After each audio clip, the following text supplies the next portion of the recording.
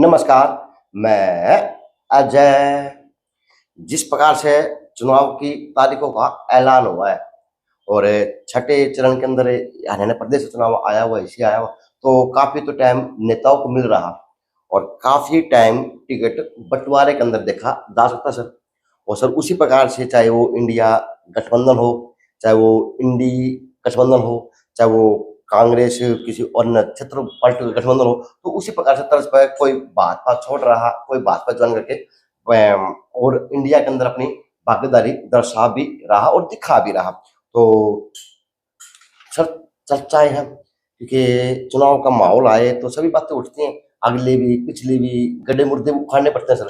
तो जिस प्रकार से राजकुमार सैनी जी की चर्चा चल रही है, इंडिया गठबंधन की बात हो या कांग्रेस पार्टी के अंदर की गठबंधन की बात हो, तो सर खुल के थोड़ा समझाएँ, इससे क्या तो राजनीतिक हुई और क्या शुरू होगी और किस प्रकार से सर जाति के आधार पर देखा जाएगा?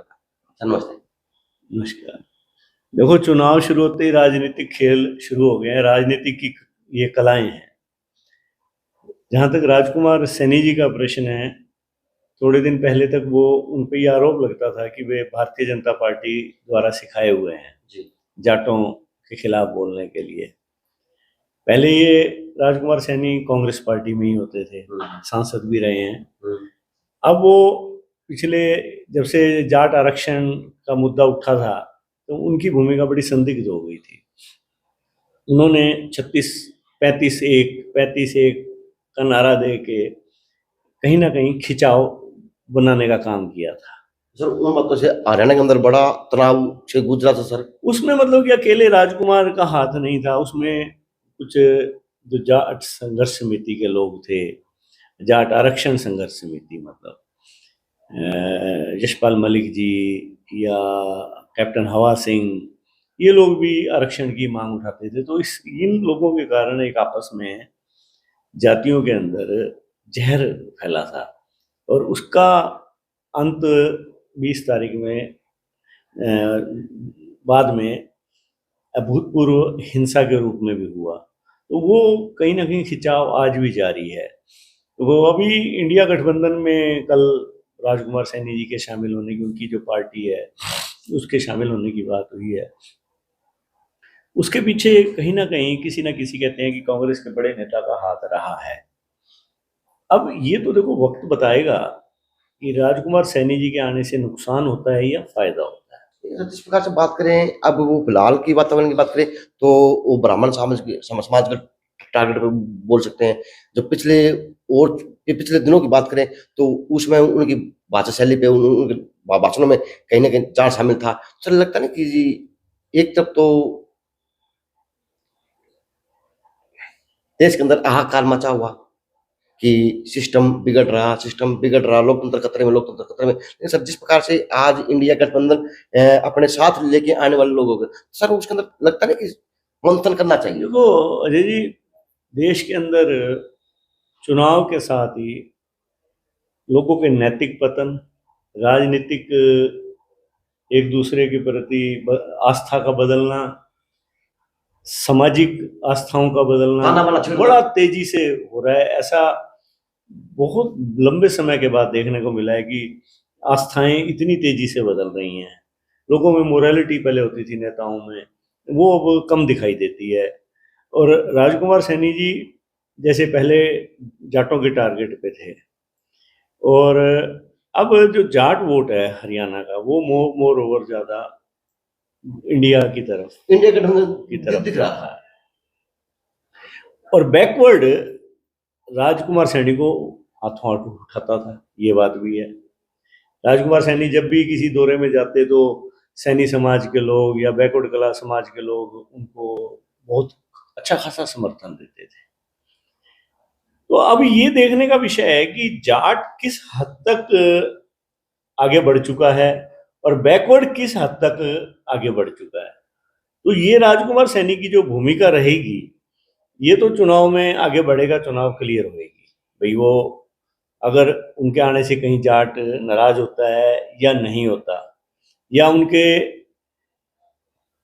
आने से जो ब्राह्मण है उस पर क्या असर पड़ता है, या फिर जो बैकवर्ड है वापस उनके आने से कांग्रेस की तरफ आता है कुछ, क्योंकि जिस इलाके से वो आ रहे हैं, कुरुक्षेत्र का इलाका है, वहाँ पर भी बैकवर्ड वोटों की संख्या बहुत ज़्यादा है। तो ये चीज़ें कहीं ना कहीं हो सकता है कि आम पार्टी का भी प्रेशर रहा हो भी राजकुमार को लेने के लिए, क्योंकि वहाँ आम पार्टी का कैंडिडेट कुरुक्षेत्र से खड़ा है, तो गुप्ता जी। गुप्ता जी। तो ये सारी चीजें तो समय के हिसाब से लगेंगी, परंतु फौरी तौर पे ये जाट कहीं ना कहीं असहज जरूर है राजकुमार सैनी के सपोर्ट आने से। सर ये असहज था, कहीं ना कहीं कोई और मोड़ तो नहीं देखो, मुड़ जाएगा? मैंने कहा ना, ये चीजें वोटों में कितनी कन्वर्ट होती हैं, क्योंकि जाट बीजेपी से भी बहुत ज्यादा असहज है, वो कितना काउंटर हो पाती है चीज, ये चुनाव आगे बढ़ेगा अभी। और अभी तो भारतीय जनता पार्टी की भी 4 टिकटें रह रही हैं और कांग्रेस की तो सारी रह रही हैं। कौन कैंडिडेट कहाँ पे आता है और किस प्रकार से जातीय समीकरण बनते हैं, क्योंकि हरियाणा की राजनीति में चुनाव के अंदर जातीय समीकरण भी बहुत हावी रहे हैं। अब की बार तो एक बड़ा मुद्दा मोदी जी हैं अपने आप में, परंतु जातीय समीकरण भी बहुत हावी रहते हैं। तो आने वाले समय में जातीय समीकरण प्लस सैनिक का प्लस या माइनस प्रभावित जरूर करेगा कहीं ना। तो हरियाणा को 2 महीने टाइम मिला सर, चुनाव के दौरान में 2 महीना टाइम मिला सर, तो सर 2 महीने के जो वो मान सकते हैं कि इन भाजपा की 10 सीटों की दावे के ऊपर कुछ ऐसा भी ग्रहण लग जाए कि वास्तवता में इस तरह के नेता मिलते रहे और कोई और रूप ले ले? देखो, चुनाव जब शुरू हुआ तो उस टाइम तो ये लगता है कि भारतीय जनता पार्टी चुनाव प्रचार में दूसरों से आगे प्रचार में स्पष्ट दिखाई देता है, क्योंकि समय से पहले उनकी तैयारी थी और वो लोग बड़ी प्लानिंग से 5 साल चुनाव लड़ते हैं वो तो। दूसरी पार्टियां अब आई हैं चुनाव मोड में, अभी शुरू होंगी, उनको अगर लंबा समय मिलता है तो कहीं ना कहीं एटलीस्ट हरियाणा में उनको फायदा मिलता है, क्योंकि वो अपना प्रचार करने का उनको मौका मिलेगा, लोगों तक पहुंचने का मौका मिलेगा। एक तरफ कांग्रेस के अकाउंट फ्रीज है, एक तरफ 2 महीना सब इनको फायदा मिल सकता है। कहीं ना कहीं उनको मुकाबले में आने का समय मिलेगा। आम पार्टी के केजरीवाल का अंदर जाना, इस तरह ईडी के लेके, तो उससे जिस तरह का जैसे इलेक्ट्रल बॉन्ड आए, इन्हीं दिनों तो इलेक्ट्रल बॉन्ड का मामला आ गया। इलेक्ट्रल बॉन्ड में आप 20-25 कंपनियां ऐसी हैं जिन पे छापे ईडी मारती है और थोड़े दिन बाद वो भारतीय जनता पार्टी को चंदा दे देते हैं। केजरीवाल की कंपनी, केजरीवाल पे भी ईडी छापा मारती है, तो उस पर भी आरोप यही है कि उन्होंने 45 करोड़ रुपए लिया था फला कंपनी से और उसको फिर हवाला के जरिए गोवा चुनाव में रूट कर दिया। तो जो 25 कंपनियों ने भाजपा को दिया, वो कोई समाज सेवा के लिए तो दिया नहीं था पैसा, वो भी चुनाव के लिए दे रखा है ना, चुनाव लड़ना है। तो आप एक पार्टी को बगैर दूसरों की तो जांच करी नहीं, आपने जांच करो तो आप अकेले भाजपा नहीं, कांग्रेस, भाजपा, डीएमके, टीएमसी, इन सब के नेता अंदर हो सकते हैं जी। आप बिना जांच करे सबकी, पहले तो ये बात लोगों के जहन में ही नहीं थी, दूध का धुला कोई नहीं है नेता होने के बाद, ये बात जहन में ही नहीं थी किसी के। अब ये मुद्दा नया खड़ा हो गया इलेक्ट्रल बॉन्ड का, साथ में केजरीवाल का अंदर जाना, तो कहीं ना कहीं केजरीवाल को इस चीज की सिंपैथी तो मिल रही है भी। एक आदमी को आप सिंगल आउट क्यों कर रहे हैं जी?